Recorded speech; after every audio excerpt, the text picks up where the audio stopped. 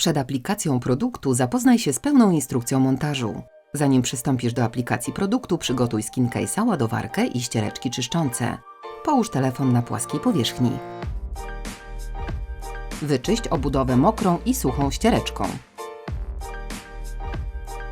Zwróć uwagę na narożniki.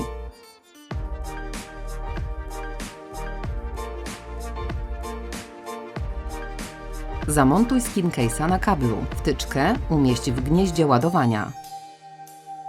Zdejmij część podkładu używając naklejki Step 1. Przyłóż skin case'a do obudowy. Jeśli skin case leży na telefonie prosto, dociśnij go palcem do dolnej części. Zdejmij drugą część podkładu ochronnego używając naklejki Step 2. Rozprostuj folię i dociśnij ją do urządzenia.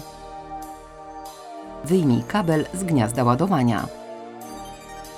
Zdejmij podkład ochronny i zamontuj górną część skin case'a. Zwróć uwagę na wygładzenie rogów.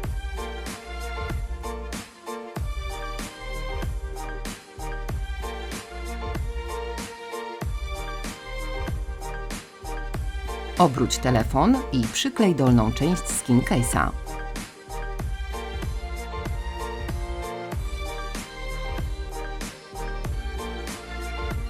Przyklej skin case'a do reszty obudowy. Postępuj tak, jak pokazano na filmie.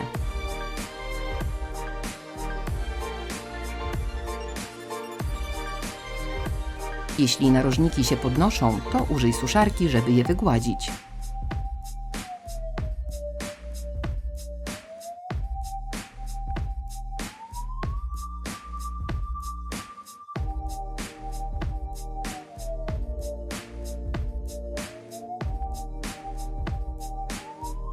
Po zakończeniu aplikacji usuń fragment folii w złączu ładowania. Źle wypozycjonowałeś folię? Popraw to. Krzywo nakleiłeś narożniki? Popraw to. Podczas odkładania telefonu nie dotykaj narożników.